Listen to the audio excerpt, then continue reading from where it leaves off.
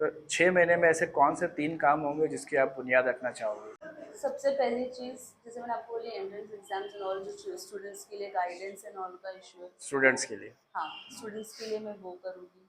उसके बाद में हॉस्पिटल पे मैं वर्क करूँगी, जैसे मैंने आपको बोली मेटर्निटी हॉस्पिटल्स एंड ऑल, वो हो गया हमारा सेकेंड इशू।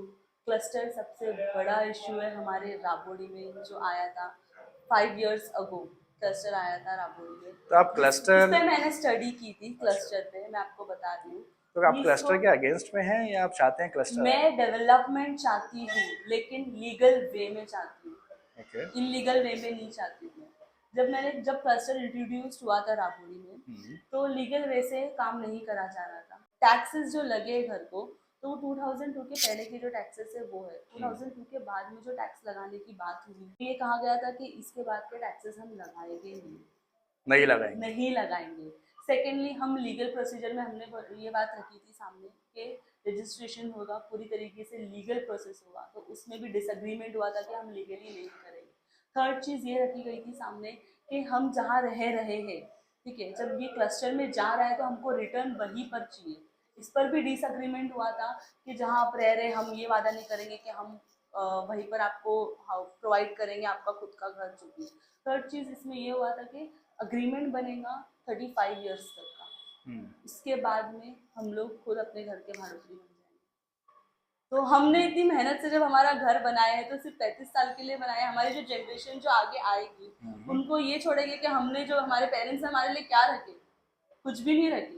तो मैं चाहती हूँ डेवलपमेंट हो राबोरी में, ठीक है, लेकिन लीगल प्रोसेस। क्लस्टर जब डेवलपमेंट आता है, जितना हमने अलग अलग एरियाज में देखे हैं और सिटीज़ में देखे हैं, तो क्लस्टर का मकसद ये होता है कि उस एरिया को एक डेवलप सिटी ऐसा डेवलप। बनाया जाए, राइट, जहाँ पे रोड चौड़े हो, चीज़ें की सुविधाएं सब कुछ हो, बस निकल सके। तो उसके लिए तो कहीं ना कहीं लोगों को हटाया जाएगा, तो उनको वही जगह मिलेगी ऐसा तो पॉसिबल बहुत मुश्किल, बहुत ही मुश्किल है। I totally agree with that, but what about 35 years? उसके बाद हम कहाँ जाएंगे? वो हमारे खुद के घर का हम भाड़ा भरेंगे।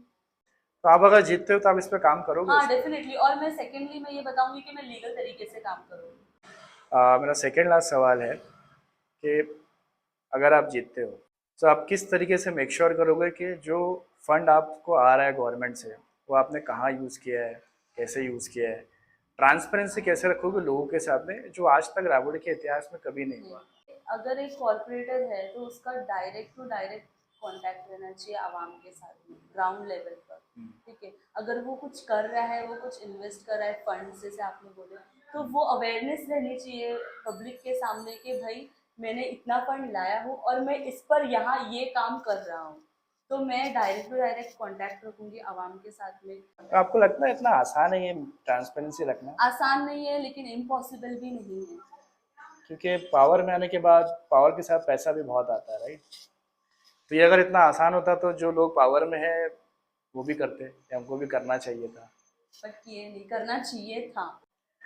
हमारा आखिरी सवाल इस इंटरव्यू का, कि मैं ये चाहता हूँ कि आप जनता को ये बताएं कि आपको क्यों चुनना चाहिए अगेंस्ट, जो आपके अगेंस्ट में सारे लोग खड़े हैं, वो ज़्यादा एक्सपीरियंस है, उन्होंने ज़्यादा दुनिया देखी है, उसमें से एक ऑलमोस्ट सिटिंग पावर में रह चुकी हैं, तो आपको लोग क्यों चुने? मैं चाहता हूँ कि आप कैमरे की तरफ देख के वो लोगों को बताएं कि आपको क्यों चुनना चाहिए। मैं ये कहूँगी कि मेरा चेहरा आवाम के लिए भले ही नया है, लेकिन मेरे फादर का चेहरा जो है वो नया नहीं है।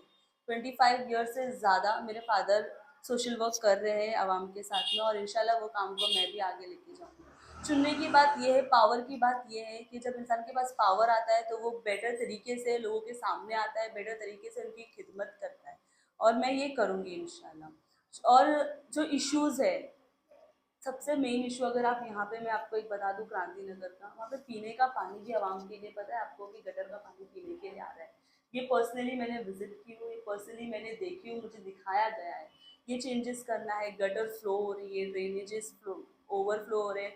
पानी का इशू राबोड़ी में इतना हो गया है ना कि 6-7 साल से इतनी सी भी जरी भी बारिश हो रही है ना, पूरी राबोड़ी पानी में डूब जा रही है। ये क्यों हो रहा है? इस पे 6 साल से हो रहा है ना, अब ऐसा भी नहीं कि 3-6 महीने से ये चीज़ हो रही है, 6 साल से हो रहा है। इस पर काम क्यों नहीं हो रहा है? तो ये सारे इश्यूज जो मेरे आवाम के हैं, मैं उसको उस पर काम करूंगी। जो भी उनके इश्यूज है, लोकल इश्यूज है या जो भी इश्यूज है, मैं उस पर काम करूंगी। सो अलीशा, इंटरव्यू यहीं ख़त्म करते हैं। बहुत बहुत शुक्रिया आपका, आपने खुले दिल से राबड़ी के सारे इश्यूज़ पे और सवालों का जवाब दिया। जैसा कि मैंने शुरुआत में कहा, हम राबड़ी जनमन से इसी तरह सारे कैंडिडेट से उनकी सोच, प्रायोरिटीज़ और अप्रोच को समझने की कोशिश करेंगे, ताकि आप लोगों को आसानी हो कि आप लोगों को किसको चुनना है। अगले 5 सालों के लिए राबड़ी को डेवलप करते हुए देखना है तो किसके साथ देखना है। बस इसी नोट पे मैं ख़त्म करना चाहूँगा कि राबड़ी का जो मुस्तकबिल है सिर्फ वादों से नहीं, अच्छी सोच और प्लानिंग से तय होगा। इंशाअल्लाह फिर मिलते हैं अगले इंटरव्यू में। मैं नफीस खान, उम्मीद से।